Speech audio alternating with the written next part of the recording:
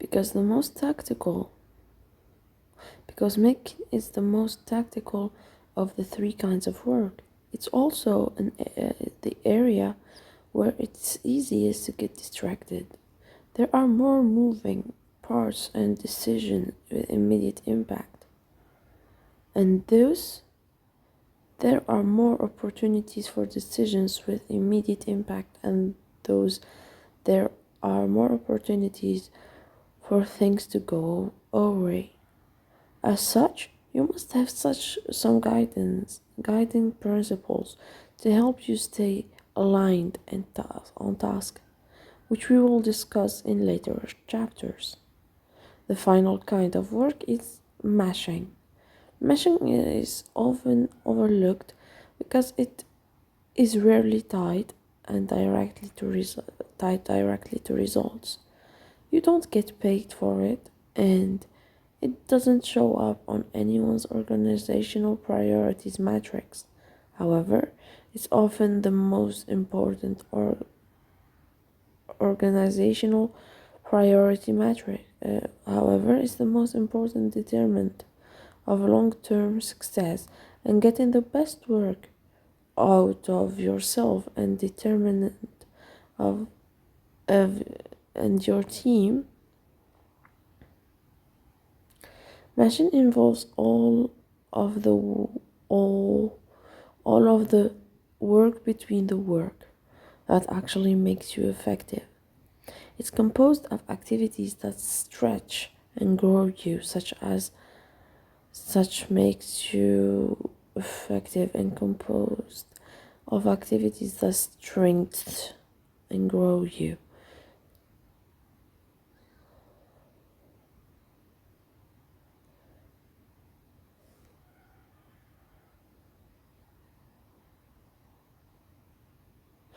Such as acquiring and developing new skills, reinforcing and enhancing your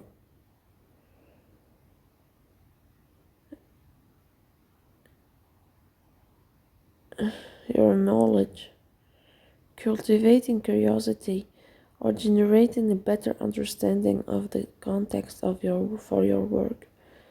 It's also composed of critical discipline, such as paying attention to adjacent space in your industry and engaging in activities that may not have an immediate payoff but position you to be more effective in the coming days. In the side hustle of daily life, it's easy to overlook mashing and focus mostly on mapping and making, largely because they provide a more immediate payoff. However, you ignore mashing at your peril because your diligence about engaging in behavior that has a longer arc payoff often correlates directly with your long-term success. Continued disciplined growth prevents status. You need to be purposeful about engaging in all three types of work. This won't happen by default, only by design. All of us have a tendency to gravitate towards one of three kinds of work at the expense of others.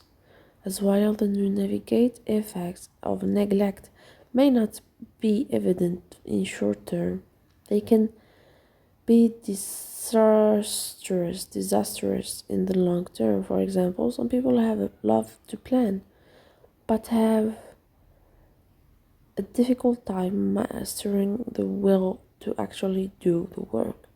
Others love to dive into the work, but fail to regularly step back to define the context and objectives in a way that keeps them on course.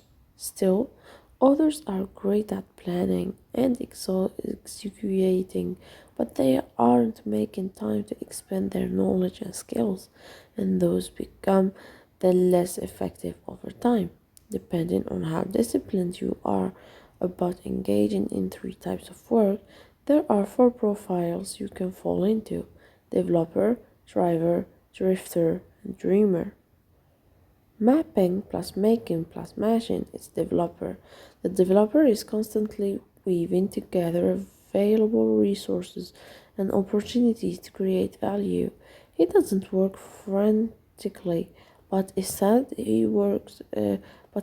works with urgency and diligence, making plans and then executing them, learning from his actions and then redirecting as needed.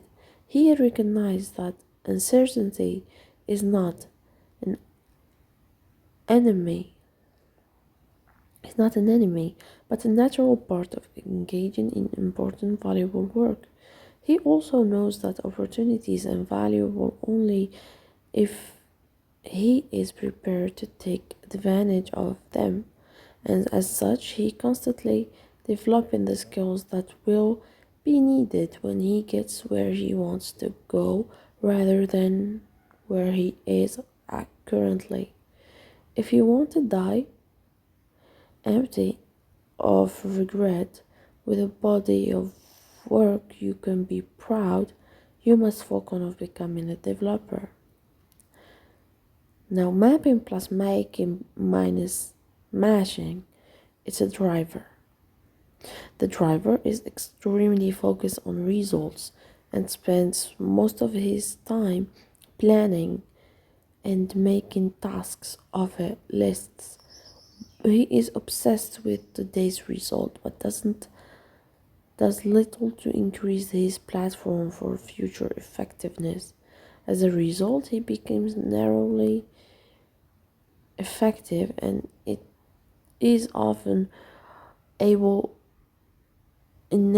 to spot and or take advantage of opportunities if they are outside of his immediate area of focus. Someone with a tendency towards being a driver may begin his career strongly because sheer discipline and the ability to plan and execute separate him from the pack. However, he may slowly wane in performance over time because he is only doing more of the same by neglecting to grow his skills and develop the intangible that will allow him to tackle new challenges. Sadly, cheer, will, and determination is only one element of success. Because of this, the driver typically fails to unleash his full potential or find his sweet spot. Now, making plus mashing minus mapping is a drifter. The drifter greatly enjoys the process of making and loves to develop his skills and engage his curiosity, mashing, but he is a poor planner, mapping. As a result, he frequently bounces from project to project and goes wherever his latest whim carries him. He has a good work ethic and may even be quite successful in short bursts, but his lack of strategic mapping means that there is a lot of wasted opportunities and little strategic progress. He lacks the conviction of a long-term plan. Because of his failure to map effectively, the drifter fails to follow through on many of his ideas and projects. He gets stuck and doesn't see things through to the end. He may have spotty success, but wonder why his work never seems to sustain itself. Mashing plus mapping minus making is the dreamer. The final combination is the dreamer. He is obsessed with ideas and personal growth. Mashing. He is obsessed with personal growth.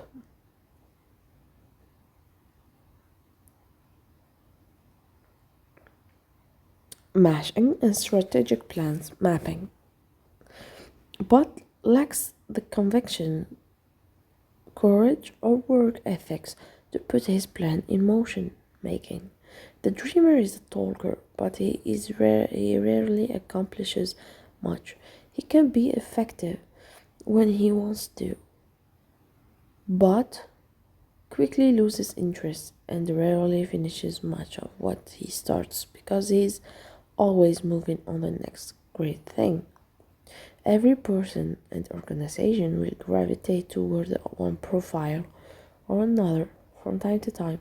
I tend toward the drifter.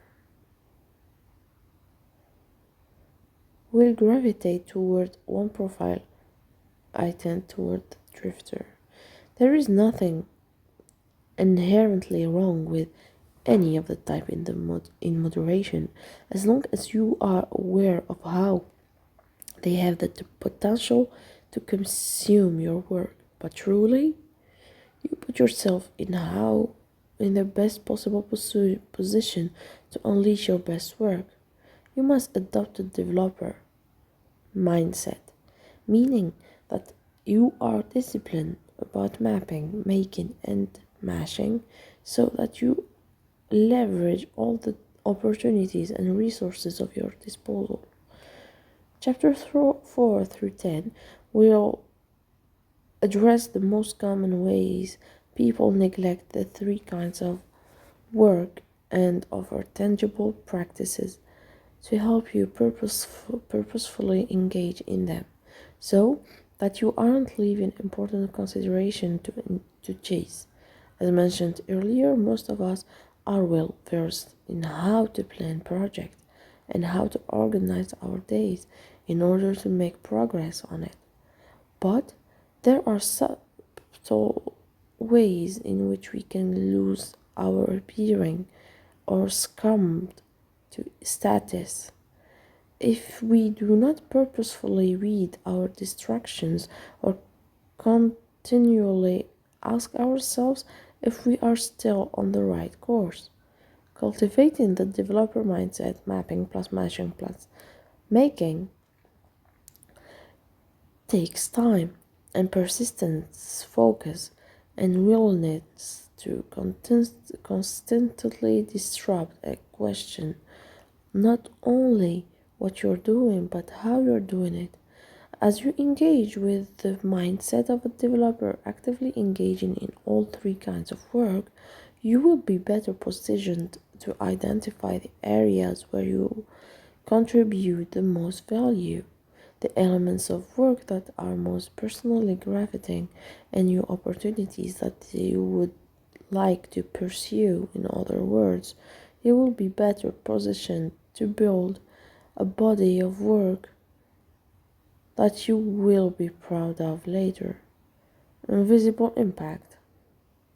In the early 1970s, Detroit-based singer-songwriter named Rodriguez emerged into the music scene. He was spotted by music executive while playing a gig in an obscure bar in a run-down part of town. He was quickly put to work recording his first album. The executive were certain that he was destined to be the next Bob Dylan, and that his music was so transcendent it would garner an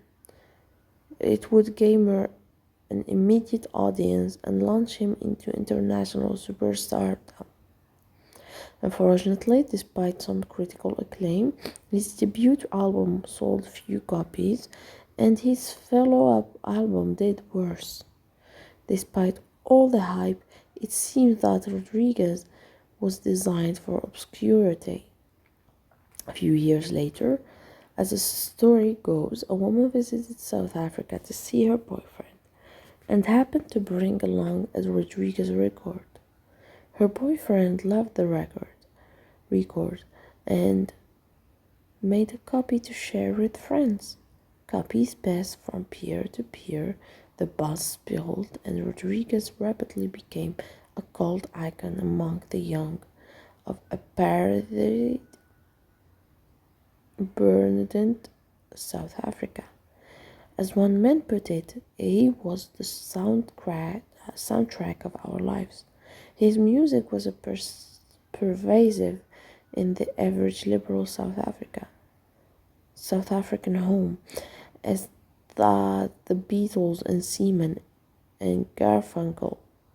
As his fame grew, so did his album sales. Unfortunately for Rodriguez, his record label had folded shortly because before this surge of international recognition. He was also big in Australia, and he was completely unaware that he was gaining an audience for his music. Halfway around the world, additionally, a legend has emerged in South Africa, which was information starved due to the isolationist regime.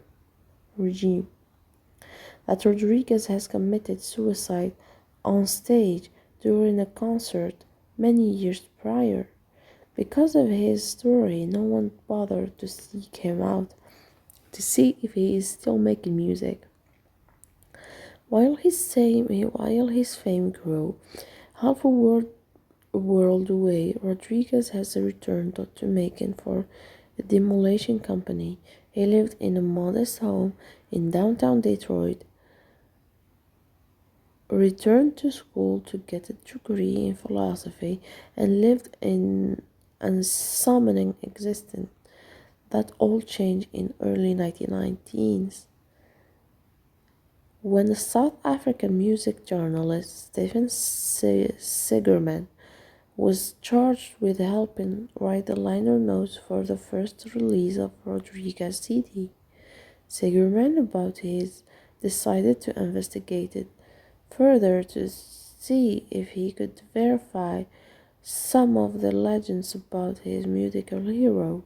He made several phone calls to the United States and after much persistence was able to contact some of the people involved with the original Rodriguez album projects.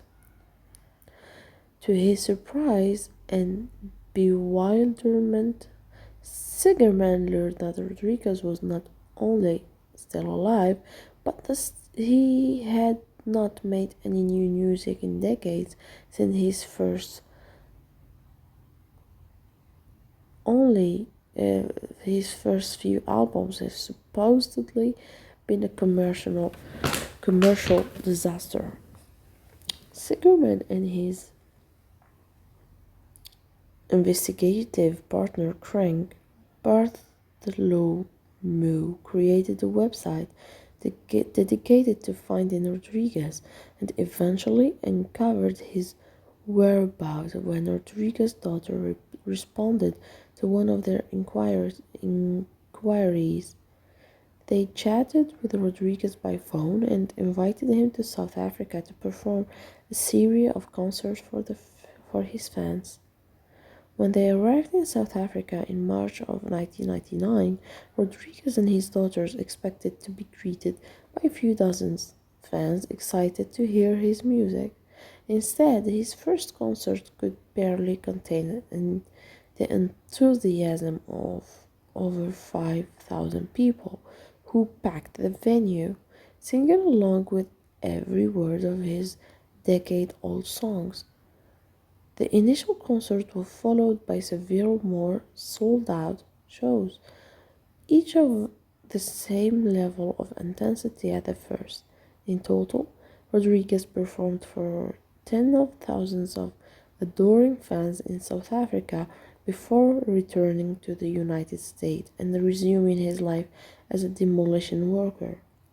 His legend and career have since grown, and a 2012 film titled Searching for Sugar Man documented the surreal quest to find Rodriguez and subsequently won the Academy Award of the Best Documentary Feather. Rodriguez spent well over 2 decades of his life believing that his music has been a commercial failure. He moved on, often working through jobs in grueling conditions, but always with the mindset of craftsmanship and artistry. In the film, his former foreman describes how Rodriguez would arrive to the job site wearing a fancy suit, as he were headed to a job at the bank to do work that many people would find demeaning. Yet, helpful words away, his music was becoming the soundtrack of a generation of young South Africans. You always know the full impact of your work. In fact, you may not even get to experience the full effect of your work in your lifetime. For every story like that of Rodriguez, there are countless others where the tireless, diligent work of an individual is not recognized, it's highly unlikely that you will ever be pulled out on stage in front of thousands of adoring fans. But consider this. What if this recognition had never been received by Rodriguez? Would that have in any way diminished the quality of his work or its impact? You are building a body of work today through both what you do and how you do it. Whether or not your of work is recognized for its true value is beyond your control. Regardless, the contribution you make will be accomplished through the use of all three kinds of work: baking, mapping, and mashing. The degree to which your contribution reflects your true potential will be largely determined by how disciplined person can fall pretty to. In the next chapter, you will address why mediocrity is so seductive and why so many people unwittingly choose it over a little of dedication to excellence.